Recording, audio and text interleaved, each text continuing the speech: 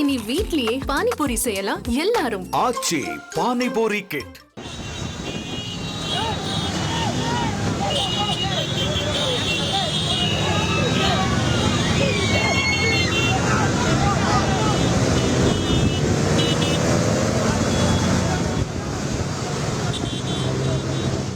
தொடர்ந்து செய்தியாளர் நவமணிகண்டன் நினைக்கிறார். நவமணிகண்டன், இந்த மாநாடு எந்த இடத்துல நடக்கிறது? விஜயனுடைய வருகை எவ்வளோ நேரம் அவர் பேசுகிறாரு?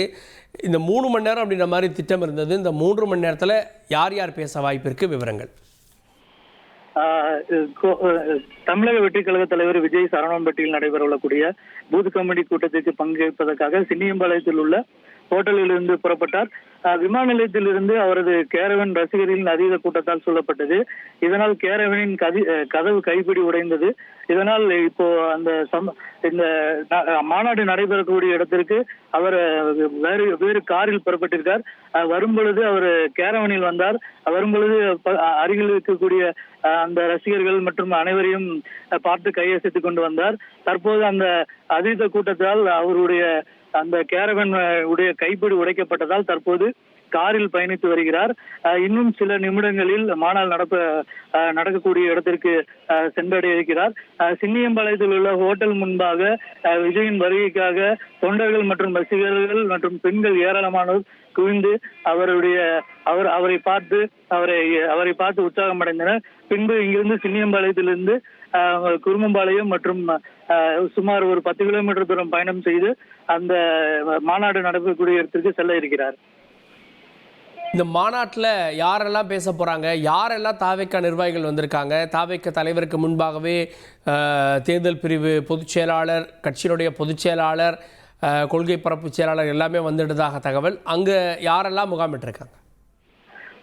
தாவேகாவுடைய கொள்கை பரப்பு செயலாளர்கள் மற்றும் தாவேகாவுடைய பொதுச் செயலாளர் உள்ளிட்டோர் மாநாட்டு பந்தலில் இருக்கிறார்கள். விஜய் பேசுவதற்கு முன்பாக இவர்கள் அனைவரும் முன்பாக பேசிவிட்டு பின்பு கடைசியாக விஜய் அந்த மாநாட்டில் உரையாற்ற இருக்கிறார். மேலும் இந்த கொங்கு மண்டலத்தை எவ்வாறு வலுப்படுத்தலாம், இங்கு இருக்கக்கூடிய பிரச்சனைகள் என்ன, மக்களை எவ்வாறு சந்திக்கலாம் உள்ளிட்டவை இந்த கூட்டத்தில் விவாதிக்கப்பட்டு இருக்கிறது. மேலும் பத்திரிகையாளர் மற்றும் அந்த பூத் கமிட்டியில் இருக்கக்கூடியவர்களை மட்டுமே உள்ளே அனுமதித்திருக்கிறார்கள். இதனால் அங்கு என்ன மாதிரியான ஆலோசனை நடைபெறுகிறது என்பது இந்த மாநாடு முடிந்த பிறகே தெரியும். இருந்த போதிலும் அங்கு அதாவது பூத் கமிட்டி எவ்வாறு செயல்பட வேண்டும், தேர்தல் காலங்களில் மக்களை எவ்வாறு சந்திக்க வேண்டும், இங்குள்ள குறைகளை மக்களிடம் சென்று தற்போதுள்ள ஆட்சி எவ்வாறு நடைபெறுகிறது, இந்த தமிழக வெற்றிக் கழகம் ஆட்சிக்கு வந்தால் என்ன மாதிரியான நடவடிக்கைகளை மேற்கொள்வோம் என்ற கோணத்தில் அவர்களுக்கு அறிவுறுத்த இருக்கிறார். கூடுதல் விவரங்களுக்கு நன்றி நவமணிகண்டன். இனி வீட்லயே பானிபூரி செய்யலாம் எல்லாரும். ஆச்சி பானிபூரி கிட்.